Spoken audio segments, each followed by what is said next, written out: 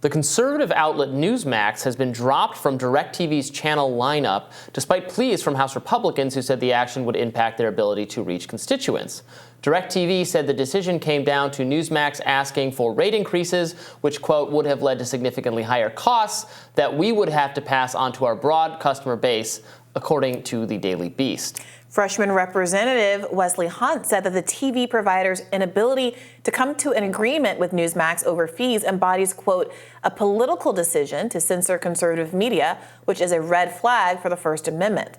According to the Daily Beast, anyone, including DirecTV customers, can watch the network for free on NewsmaxTV.com, YouTube, and other streaming platforms.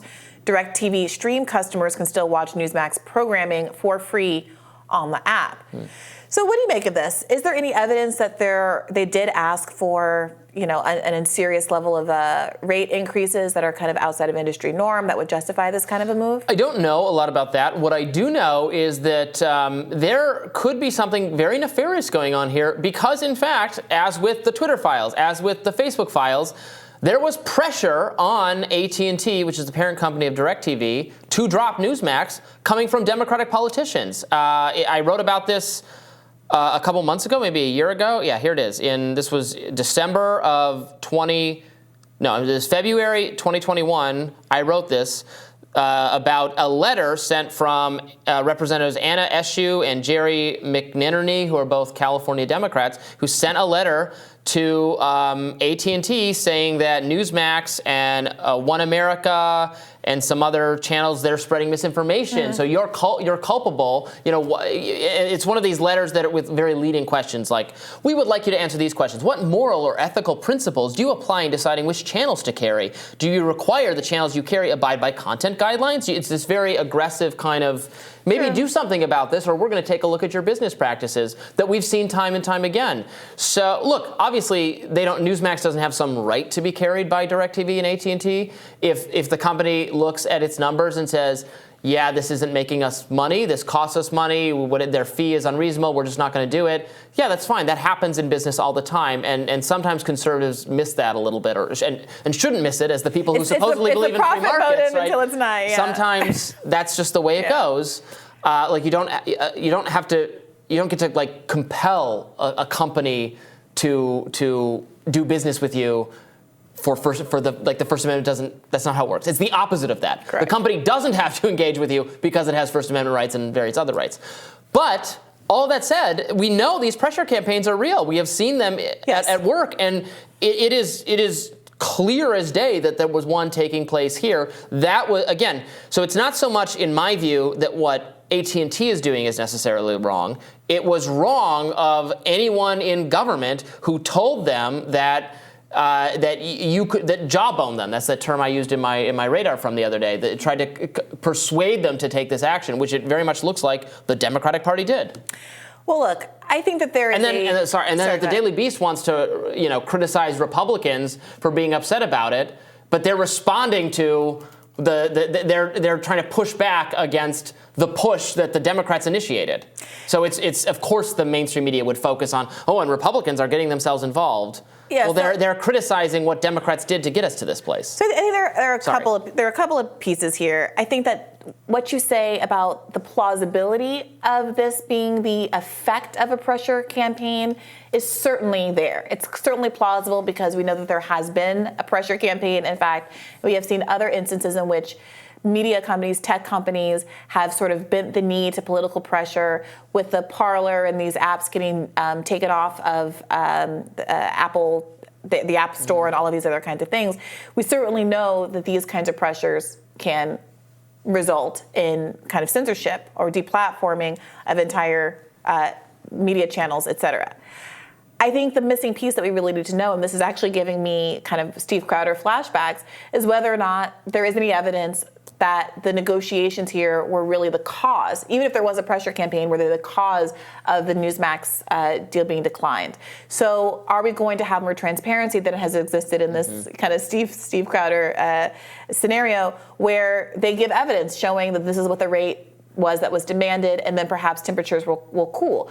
They wanted something that was outside of market norms. It wasn't profitable for us. They can easily substantiate that if it comes to this. But there's also this kind of bigger question of, even if we think that this is a pressure campaign that was wrong in this instance, are there legitimate concerns about not just Newsmax, but all kinds of television outlets, including liberal left-leaning ones, that have not held up to the kind of the standards of news journalism that we remember from yesteryear kind of fondly when we talk about Walter Cronkite and all of that? And should we be having a conversation about the fairness doctrine and what happened when there weren't some kind of neutral guidelines about how these news channels should carry news that is engaging with different sides of the political spectrum? We value that so much on this show that we have built into the design of the program that there are opportunities to engage with contrary views. You sit there, I sit here every day, and it's why it works. It used to be the case that there were more requirements on mainstream cable news shows to have those two differences of opinions built into the structure of the show. And is that something that we should be looking towards so we don't have to rely or that we don't have to rely on, but that these elected officials don't feel compelled to basically make their own little personal case about whatever little bit of the news they happen not to like? That's an interesting point to bring up. I don't think in today's day and age, mandated neutrality or mandated fairness could possibly work, because who is deciding what counts as a balanced perspective or a counter perspective? Like, is that a regulatory commission? Is that I don't think those people could be trusted whatsoever to get that right. Frankly, I also think if the Supreme Court got to weigh in on it, they would then say, well, then you're violating the First Amendment by requiring neutrality. You don't have the right to do that. So just to be clear, though, it's not mandated neutrality. Neutrality wasn't the issue. The Fairness Doctrine had two basic elements. I'm reading this now. It required broadcasters to devote some of their airtime to discussing controversial matters of public interest. So the determination of what is public interest, which is subjective for sure, and to air contrasting views regarding those matters. So not that you need to get some like neoliberal, never Trump Republican who, as we've discussed, is the exact same thing as a vote blue no matter who Democrat. Right. But that you have people that whatever they think two different things, and at very least viewers are getting a mix.